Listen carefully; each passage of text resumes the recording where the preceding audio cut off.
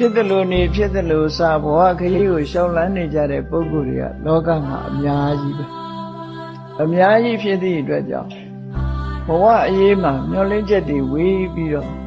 ကိုယ်သွားနေတဲ့လမ်းကိုအကောင်းထင်ပြီးသွားနေတော့လဲအဆိုးနဲ့တွေ့တယ်အဆိုးထင်ပြီးတော့နေတဲ့အရာတွေကလည်းအကောင်းဖြစ်ခြင်းဖြစ်နေတယ်အဲ့ဒါကြောင့်မို့လို့ဘဝတစ်ခုမှာဘယ်ဟာကအမှောင်လဲဘယ်ဟာကအလင်းလဲဆိုတာရှင်းရှင်းလင်းလင်းသိဖို့အရေးကြီးတယ်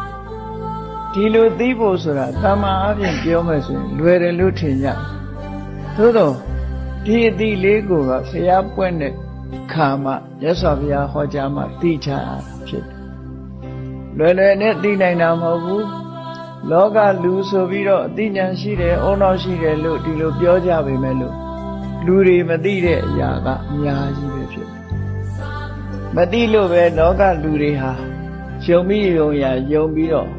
ရှောက်လန်းမိရလမ်းကိုရှောက်လန်းပြီးတော့နေကြတယ်အမှန်တရားဆိုတာနဲ့ဝေးကွာပြီးတော့နေကြတယ်လောကလူတွေဟာမျက်စိတဆုံးများသာကြည့်တတ်ပြီးထိုမျက်စိတဆုံးရဲ့ဟိုဘက်မှာဘာရှိတယ်ဆိုတာသိနိုင်စွာမရှိကြဘူးအဲ့ဒီသိနိုင်စွာမရှိတာလောကမှာဘုရားပွင့်လာလို့လောကကိုအလင်းရောင်ပေးလိုက်တဲ့အခါကျမှလူသားတွေဟာအသိဉာဏ်ပေါ်ပေါက်လာတာဖြစ်တယ်အဲ့ဒါလို့မဟုတ်လို့ရှိရင်လူတွေဟာကဘာဦးကလူသားတွေကိုပဲကြည့်လိုက်ကဘာဦးကာလမှာသဘာဝအန္တရာယ်ကြီးတွေနဲ့ကြုံရတယ်ဒီကနေ့ခေတ်မှာလည်းသဘာဝအန္တရာယ်ကြီးတွေရှိနေတာပဲငရင်လောက်တာတို့နော်ဆူနာမီဒီလိုင်းကြီးတွေတက်လာတာတို့မုန်တိုင်းကြီးတွေကျလာတို့သဘာဝအန္တရာယ်တွေရှိတယ်အဲ့ဒီသဘာဝအန္တရာယ်ကြီးတွေဟာဘာကြောင့်ဖြစ်ပေါ်လာတယ်ဆိုတာကိုလူသားတွေဟာစိတ်မြစ်ကိုမသိနိုင်ကြဘူးမသိတဲ့အခါကျတော့တကုရှင်ကြီးတွေရဲ့